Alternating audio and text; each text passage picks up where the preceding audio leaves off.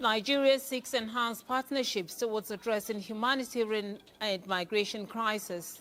So I'm quite glad with your initiative for a much more pragmatic and all-inclusive solution. Regional Development Ministry takes steps to reduce social unrest, hands over Youth Development Center.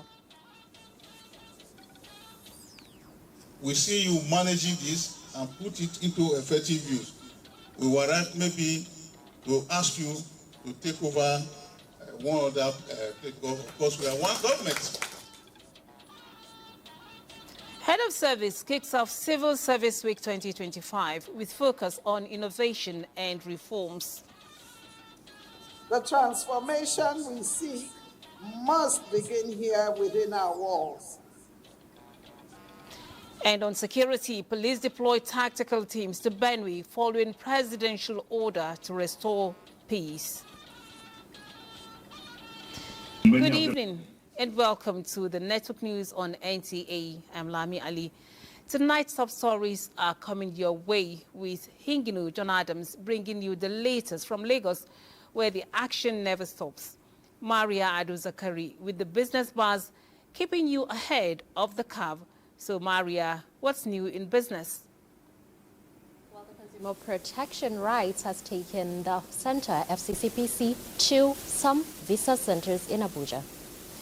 And of course, Bade Adele, 7 of the sports highlights that will get you adrenaline pumping. Do stay tuned. So, Bade, tell us, what's new from the world of sports? Well, reactions have been trailing the 2024 WAFCON list of the Super Falcons as action continues at the FIFA Club World Cup. Stay tuned for that and more. Do endeavor to follow this newscast live on our website, nta.ng/live, NTA News Now on X, and our other social handles displayed on the screen. Now, let's get started. A special session was held in Friday's Juma Prayer at the Ansaruddin Mosque, Abuja, in memory of the late Alaja Abibatu Mogaji, mother of President Bola Tinubu. The president and other top government functionaries attended the prayer. State House correspondent Ms. Baudan Wahab was there. Vice President Kashim Shettima, some state governors led by their chairman Abdurrahman Abdulrazak of Kwara State joined President Tinubu for the special prayer. A day to remember a grassroots mobilizer of repute, Alhaja Bibatu Mogaji, who passed on 12 years ago. This certainly brings a moment of reflection for the president. The chief imam of the mosque, Professor Musa Olaufe, aptly chose a topic for the prayer, the role of a mother in Islam. With sacrifices they make, the imam described mothers as supportive pillars to their children, as late Abibatu so demonstrated to President Bola Tinubu. He admonished the faithful to value, respect and care for their mothers as prescribed in the teaching of Prophet Muhammad, peace upon him. Anytime, any day, don't forget that your mother will remain your mother. It's also reported to have encouraged Muslims to marry virtuous women in order to have virtuous children. We are celebrating not a common mother, a woman that is a philanthropist by excellence.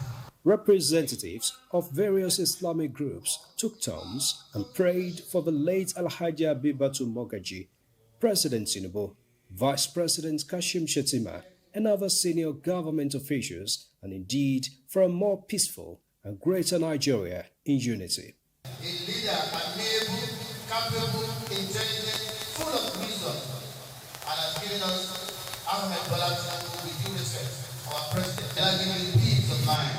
May Allah continue to protect you from all evils. May Almighty Allah be there for you all the time. Nigeria will be more greater in your tenure. Nigeria will be more peaceful in your tenure. Late Alhaja Bibatu Mogaji, a respected grassroots mobilizer, was the Yaloja General till she departed in 2013 at 96.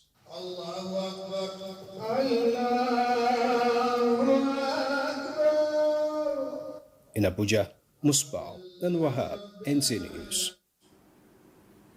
The International Organization for Migration has commended Nigeria's significant strides in migration governance and disaster preparedness as Vice President Kashim Shettima called for enhanced partnership to address the humanitarian challenges facing crisis-affected regions across the country. He stated this during a courtesy visit by a delegation from the IOM led by its Chief of Mission in Nigeria, Sharon Dimanche, at the presidential villa.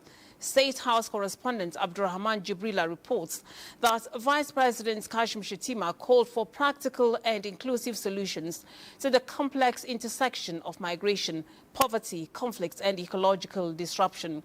He decried poverty, illiteracy and environmental degradation, fueling displacement and insecurity across several regions, urging the IOM to scale up efforts for gender empowerment and land reclamation efforts, particularly in areas affected by deforestation and displacement. Challenges of immigration, migration, from climate-induced effects. Even the crisis in the northeast, the northwest, and the north central, there is direct correlation between poverty and violence. So I'm quite glad with your initiative for a much more pragmatic and all-inclusive solution to our challenges. I would like to request maybe an initiative, a special initiative where we can co-work with your office and see how can we mobilize resources and looking into more durable solutions on innovation, youth empowerment, and climate resilience. IOM Nigeria Chief of Mission praised Nigeria's ongoing efforts in migration governance and disaster preparedness, noting that the diversity of the country presents both challenges and opportunities for tailored interventions. The inaugural West Africa Economic Summit has officially commenced in Abuja, with regional leaders being urged to revise the ECOWAS protocol on free movement and eliminate non-tariff barriers to unlock the full potential of intra-regional trade. The call was made by Foreign Affairs and Trade and Investment Ministers during the summit's opening ceremony hosted by Nigeria's Ministry of Foreign Affairs. Garba Nata'ala reports. Nigeria and its neighbors are rewriting the rules of trade, transforming West Africa into the continent's most dynamic economic hub.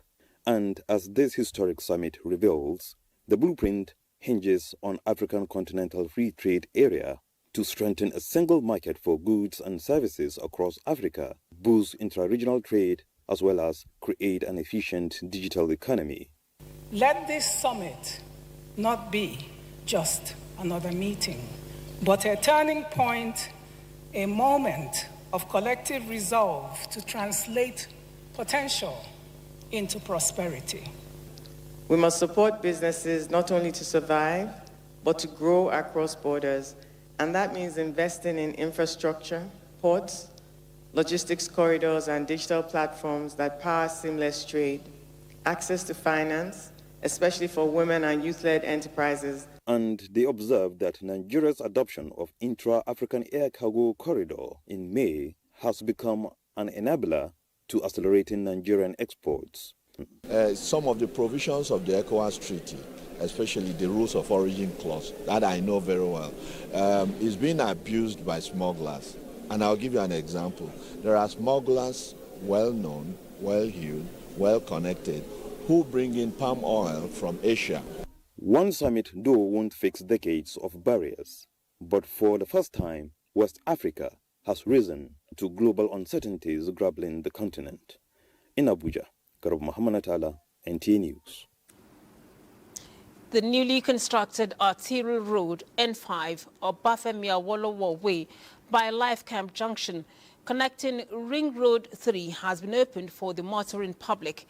This follows the inauguration of the project by President Bola Tinubu, represented by the Secretary to the Government of the Federation, Senator George Akume. Onoze Yakubu has the details. Inaugurated N5 Obafemi Awolowo Way from the Life Camp Junction connecting Ring Road 3 is a major intercity road that traverses different communities. It is an 8-lane dual carriageway that is being constructed in phases, with the first phase terminating at Dakwe districts. The arterial road N5 starts from the central business district, just by the Bola Ahmed Tinubu International Conference Center, passes by the NMPC Towers and traverses through Wuse district, just by Wuse Market. That is in phase 1. It continues through Utago and Jabi districts in phase 2, and on to Gwarimpa and Dape districts in phase 3. Future developments will extend the road up to phase 4. FCT Minister Yesen Wike discloses compensation has been paid to the affected communities, which paved way for smooth construction of the project. He commends President Bola Tinubu and the National Assembly for their support. President Bola Tinubu, represented by the Secretary to the Government of the Federation, George Akume, while commending the FCT minister, urges the benefiting communities and other road users to use the road wisely. Sincerely commend the FCT minister, Barrister Nelson, the entire FCT administration, and the resident and stakeholders who have been integral in this project. In another development, the FCT minister has interfaced with members of Apple Traders Association and made a public declaration of relocating them to a new site in Wasa. Onoze Yakubu, NTA News. Now, Minister of Regional Development Abubakar Momo has underscored the importance of practical skills in addressing youth unemployment and reducing social unrest in Nigeria.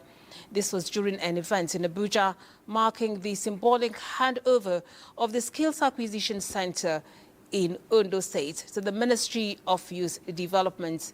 Ekene Ndulwe reports. The center is one of federal government's interventions in the 9 states of the Niger Delta region, aimed at training the youths on employable skills to curb restiveness in the region. Abubakar Momo is handing over the project to the Minister of Youth Development for proper utilization. Well, on the request, I can say that the extent to which we see you managing this and put it into effective use, we warrant maybe to ask you to take over one other place, because of course we are one government. This handover will help in repositioning our youth into productive members of the society. For the Minister of Youth Development, the gesture is not just a handover of buildings, but transfer of keys to opportunity and dignity for youths in the region.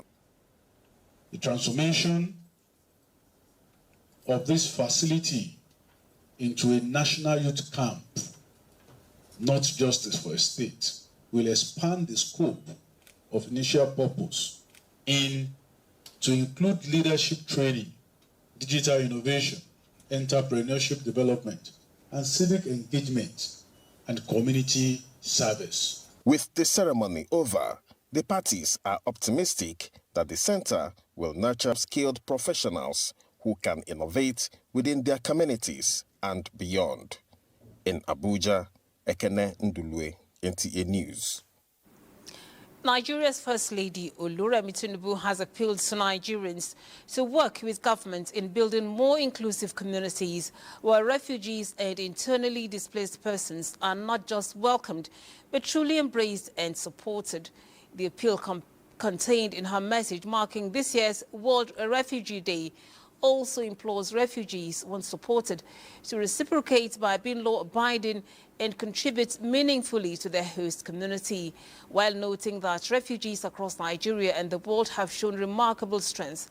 The First Lady emphasizes that it is often the kindness of neighbors, the open arms of strangers, and the unity of communities that turn survival into hope and hope into healing.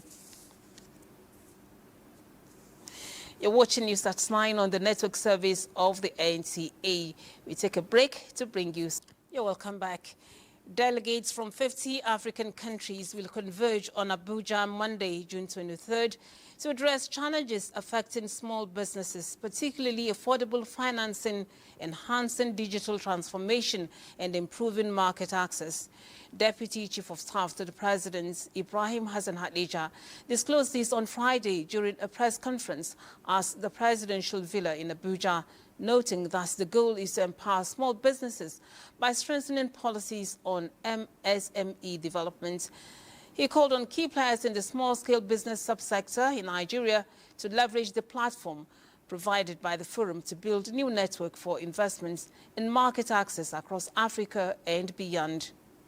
The principal objective has always been to empower micro, small, and medium-sized enterprises, develop intra-African value chains, and strengthen policies on MSME development through fostering strategic partnerships that will eventually empower MSMEs to thrive on the continent. This SME summit is our way of showing that it's not just that the small and medium enterprises can thrive here, it's also an indication that there's a progression that Nigeria is doing towards attracting the world to come to Nigeria and do business, and to show that Nigeria is not just that.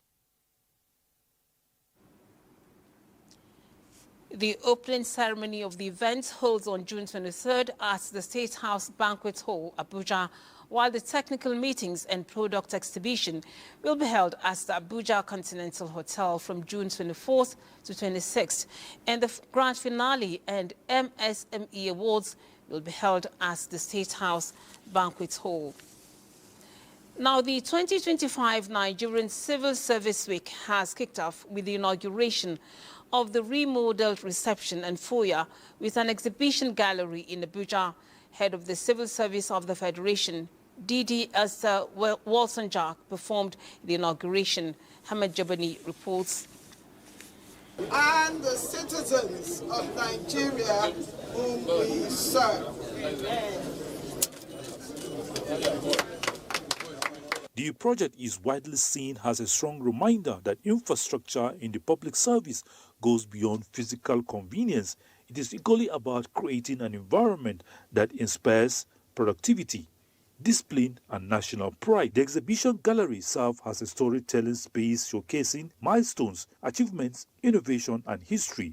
The transformation we seek must begin here within our walls, in our processes, in our attitudes, and yes, even in our workplace. The quality of work delivered is a true reflection of excellence, aligning with our vision for a world-class public service environment. The reception gives you the first impression that the people you are going to meet upstairs are really serious and committed people to serve the nation. It's completely changing the culture, the way we do things in the past, moving it to the future. So I see this as a dream come true, and we can all agree that that foyer is more welcoming to anybody visiting the office of the head of service. The remodeled reception and foyer with an exhibition gallery is not just an aesthetic upgrade, it is a strategic investment in image, communication, security, stakeholder engagement, and cultural expression. Hamad Jabani, NTA News. Security is one of the cardinal pillars of Babagana Umar Zulum's administration due to the security situation in the northeast, with Borno State being the epicenter of the 15-year security challenge. Mohammed Guni in this special report captures the giant strides made by Governor Zulum's administration in Borno State in the second year of his second term. In the last 15 years, experienced devastation caused by insurgency. However, with the strategic leadership of Governor Zulum and combined efforts of the military, police, and other security agencies, including the volunteer forces, significant peace has been restored to almost all the local government areas in the state. Since assumption of office nearly 6 years ago, Governor Zulum has consistently invested in security infrastructure, recognizing that a stable environment is key to development. in what could be described as a significant boost to security operations in the state. Governor Zulum, in the second year of his second term in office, procured 299 Toyota Hilux, 70 Land Cruisers, 4 Toyota buses, and 108 Tacoma vehicles for security outposts that includes the military, police, NSCDC, Vigilante, and CJTF, totaling 482 vehicles. The state government also procured assorted security gadgets, equipment, and logistics to the security outfits. Furthermore, the governor's support didn't stop there. In a bid to enhance the welfare of security personnel, he also donated 280 housing units in 3 different locations across Maiduguri. These include 220 units in Maimala Buni Estate, 20 in Kashim Shetima Estate, and 40 at the Wolari Mounted Troop Quarters. I am super excited for the commissioning of massive operational assets generously donated by the performing governor of this state, His Excellency Professor Babagana Zulum,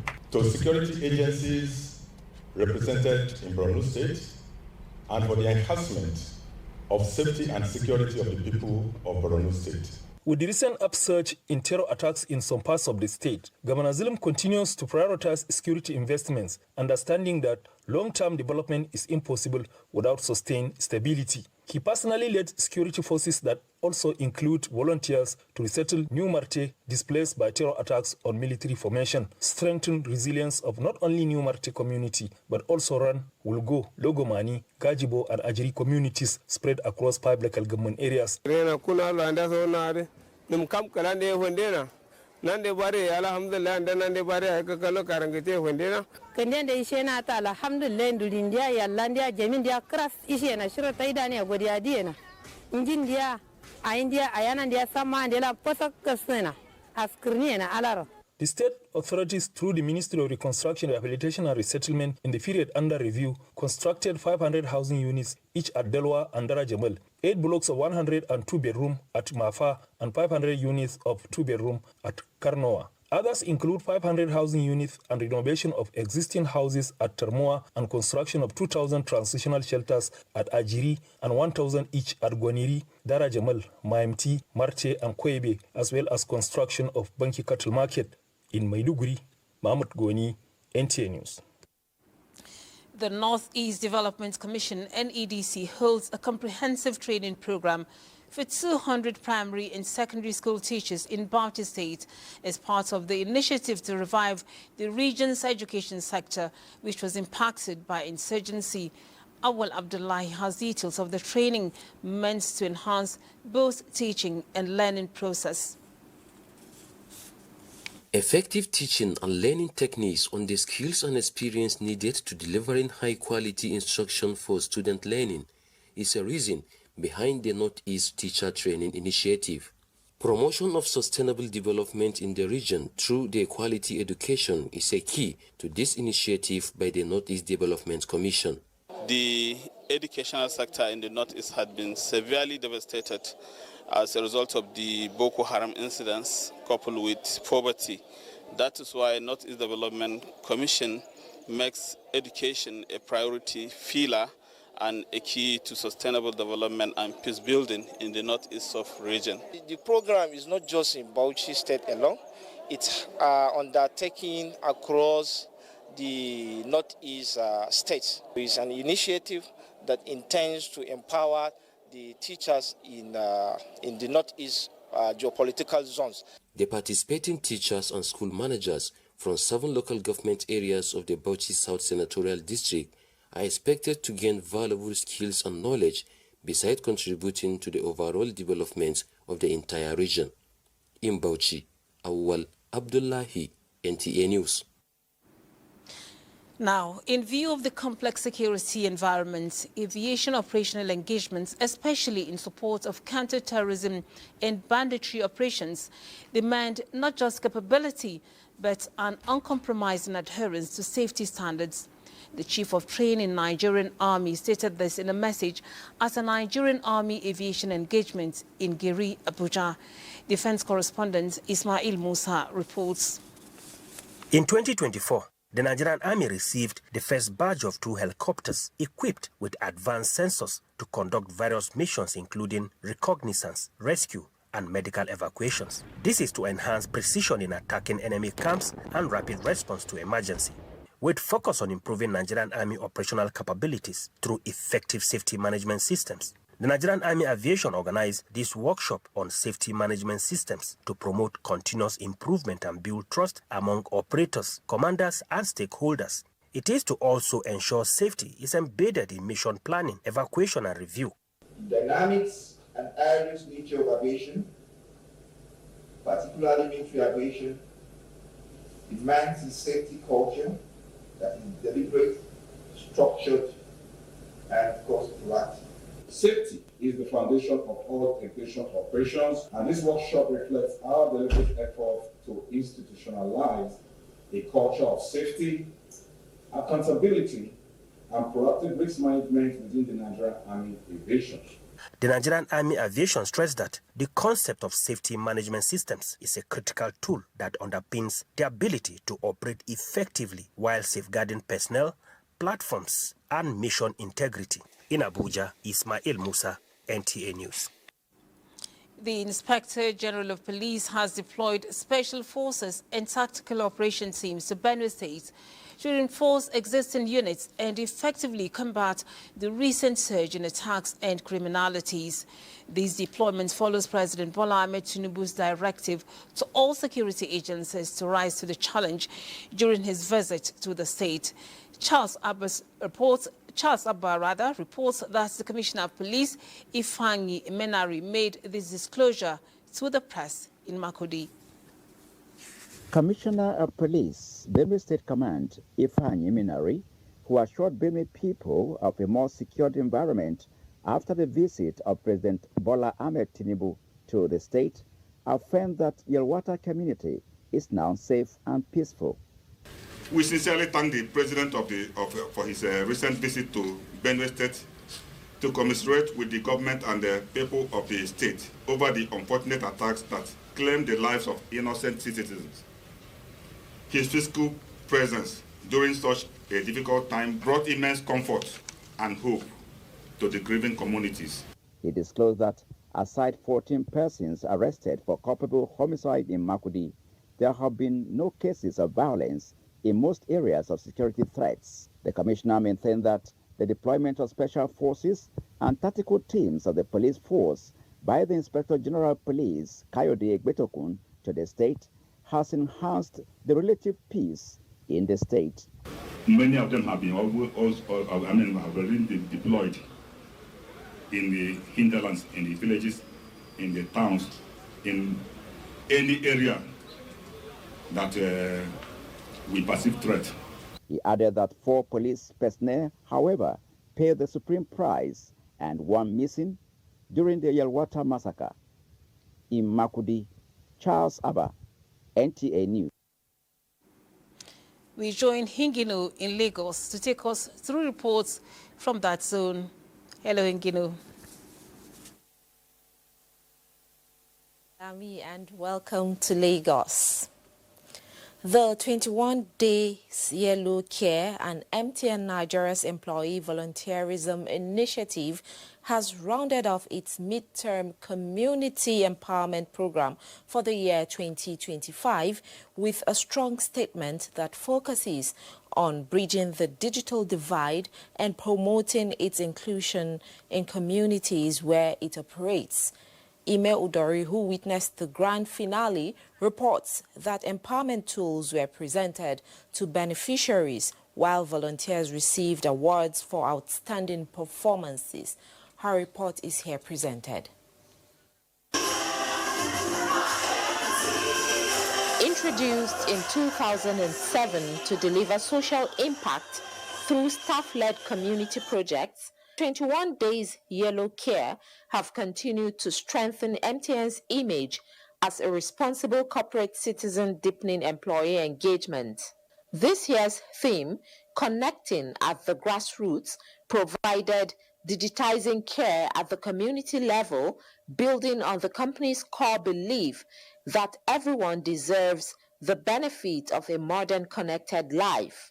For 21 days, staff of MTN with volunteers committed to training, empowering while impacting people at the grassroots through digital literacy, content creation, financial inclusion, and AI-driven training in selected schools and health centers. Executive Director, MTN Foundation, said the idea is to empower Nigerians with real tool training to thrive in a connected world. We've impacted multiple children in schools. We've set up women in businesses, preaching financial inclusion to them and showing them how to do these things. We'd like to thank our partners who walked this journey with us. And for us at MTN, Yellow Care is what we live every day. So we will continue in the spirit of giving. Beyond spreading yellow smiles, the program, according to the Chief Operating Officer, MTN, was able to reach the grassroots, leaving behind impacts with up to 8,932 direct beneficiaries. It's about putting those tools in the hands of people who need them every day. And I think this is what we have done. Awards were also presented in various categories, recognizing the exceptional leadership roles demonstrated during the 21 days of Yellow Care. The Nigeria Police Force Microfinance Bank PLC shareholders have been assured of increase in dividends year on year from 12 kobo per share to 15 kobo per share for year ended 31st December 2024. Chairman Board of Directors Samuel Damilola Adebuyi gave the assurance during a presentation at the bank's annual general meeting in Lagos. Diana Ajale reports. The bank's financial statement laid before the shareholders reposes 50 kobo per share as dividend payout for year 2024. Managing Director, NPF Microfinance Bank PLC, Habib Yusuf, highlighted the bank's achievements in the year under review and the need to balance returns on investment for shareholders who have been supporting the bank's growth. It has been on the increase trajectory. And that is to further reassure you that we will continue to grow the dividend payments. Chairman, Board of Directors, Nigeria Police Force Microfinance Bank PLC, said the proposal represents a payout ratio of 57% on profit after tax of 1.57 billion naira, which, according to him, will motivate shareholders of the bank.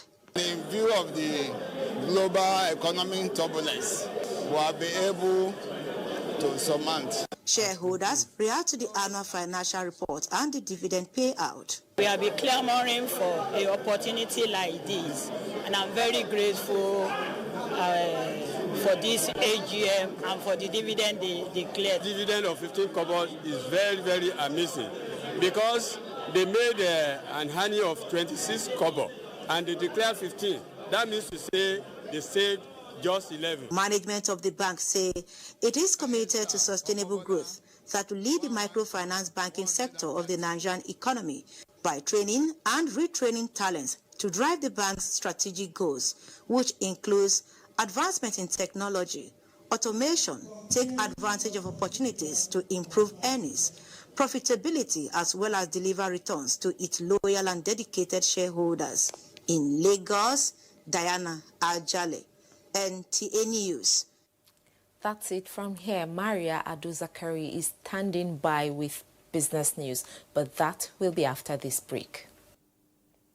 Welcome back to the news. Now let's talk business. The Federal Competition and Consumer Protection Commission has sealed off France, Belgium, and Italy visa centers in Abuja. Sealing of the center, the Director Surveillance and Investigations Department of FCCPC, Boladale Adeyinka, said the move was due to the failure of the center to receive a letter to the Commission to investigate a consumer complaint as well as obstruction of investigation. Consumers are still complaining about the services. And while we are still here, the Commission has received complaints regarding the services that are being rendered by the TLS. That underscores the reason why they need to appear before the Commission and explain the operations of TLS in Nigeria. Brent oil prices fell more than 2% on Friday to $76.73 per barrel, while U.S. crude, the WTI, rose 4 cents to $75.18 per barrel, and Nigeria's Bonny Light crude remained tops at $78.62 per barrel, with a change of $2.30 from yesterday. Let's now see the prices of other commodities in the local and international markets.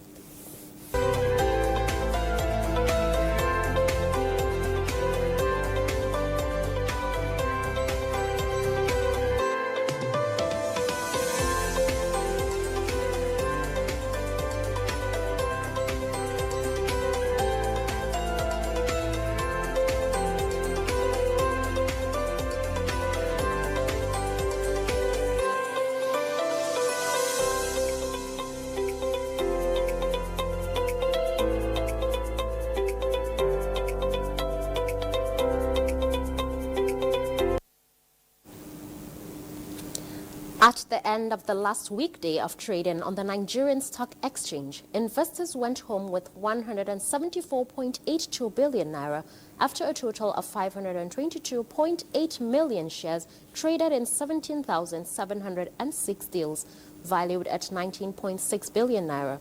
Today's data shows 42% decline in volume, 11% decline in turnover, but 3% improvement in deals. The current market capitalization is 74.5 trillion on the aggregate. 128 listed equities participated in trading, ending with 36 gainers and 27 losers.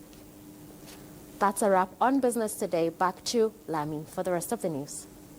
Thank you, Maria. And now to the business of politics. All is now set for the formal grand rally to honor Akwa Ibom State Governor Umo Eno into the All Progressives Congress, APC. The event, which is scheduled to hold at the Godswill Akpabio Stadium, Uyo, is to be graced by President Bola Tinubu, Vice President Kashim Shettima, the executive and other stakeholders of the APC. Oku Ekpenyong reports. And grand reception in honor of Governor Moino is a rally to formally celebrate his defection to the All Progressives Congress. Former Senior Special Assistant to former President Muhammadu Buhari on Niger Delta Affairs, Senator Itainang, says President Bola Tinubu is expected to lead the rally. This is an opportunity for the formal reception of him into the APC family by the leader of the party. He's also taken steps to register with his ward in of the party. Owing to some concerns that there is likely to be an internal crisis in the APC in Akwa Ibom State, arising from defections into the party and need for dominance as a result of the increase in membership, Senator Enang says, we don't anticipate that we'll have fracas. We will have understanding. At every time that there appears to be a break in communication, we will re-establish communication and move on as APC. Akwa Ibom State Governor Umoino, on the 6th of June 2025, defected from the People's Democratic Party to the All Progressives Congress, APC, in Uyo. Oku Ekpenyong, NTA News. We take another break for some messages. Bade will lead us into the exciting world of sports. It's over to you, Bade. Many thanks, Lami. Let's begin with women's football as reactions have continued to trail the list of players released by Super Falcons head coach Justin Madogo as they vie for a 10th continental title at the 13th Women's Africa Cup of Nations finals to be staged from 5th to 26th of July in Morocco. The list released Friday morning confirmed the return of forward Asizato Shoala and midfield linchpin Halimatu Ainde, with regulars like captain Rashidata Jibade, goalkeeper Chiamaka Nadoze, and forward Francisca Odega also included, alongside a home-based trio. Most of the players on the list have been training in Abuja since Thursday, ahead of their departure to the final training camp in Lisbon, Portugal, on Sunday morning. Already, the Nigeria Football Federation has sealed friendly matches for the team, with the Portuguese counterparts in Lisbon on Monday, June the 23rd, and Black Queens of Ghana in Morocco on Sunday, 29th of June.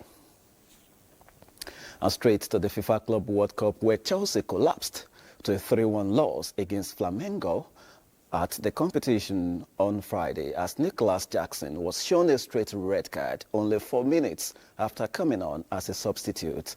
The result puts Flamengo 3 points clear of second-placed Chelsea in Group D, meaning they still have work to do to qualify for the knockout stages, despite beating LAFC 2-0 in the opening game in Atlanta. Earlier on Friday, Paris Saint-Germain fell to a surprise 1-0 defeat to Brazil's Botafogo after Igor Jesus' first-half strike decided the clash between Europe and, of course, South America's champions to put Botafogo on the brink of qualification for the knockout round, while Benfica hammered Auckland City 6-0 for their first win of the tournament. That's our beat on sports tonight. Let's now return to Lami. Thank you so much, Buddy. Now, the death has occurred in Jos of engineer Da Yarubot Davu, the older brother of the Bungum Jos, His Highness Da Jacob Gyang Buba. Burial comes up on Monday, June 23, 2025, in his ancestral home, Du, in Jos House local government area, after a funeral service at Kokin LCC Bukuru. The death has also been announced of Mrs. Alice Obioma Fani of Esauke, Osun State. She was aged 72. Mrs. Alice Fani was a successful businesswoman, farmer and community leader who impacted many lives.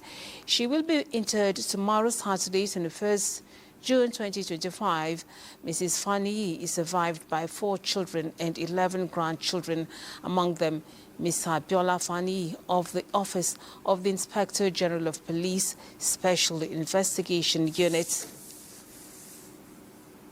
And here's an outlook on Saturday's weather prospects. Thanks for joining us. For Saturday, while many areas can look forward to some dry spell, though there's still a bit of weather activities in the mix early in the day, there is a slim chance of morning thunderstorms over parts of Taraba, some parts of Benue, Nasarawa, Kogi, and the Federal Capital Territory. These storms could bring moderate rainfall to some parts of the southeast coast, so it's wise to keep an umbrella handy if you're in that region.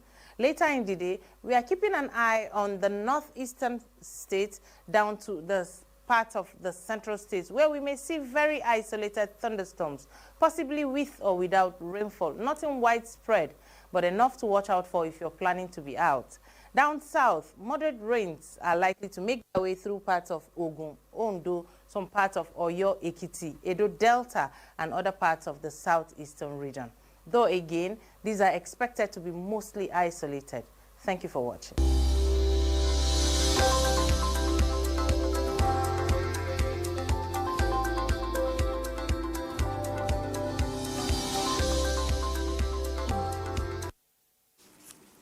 And that brings us to the end of the news at this time. We thank you for being a part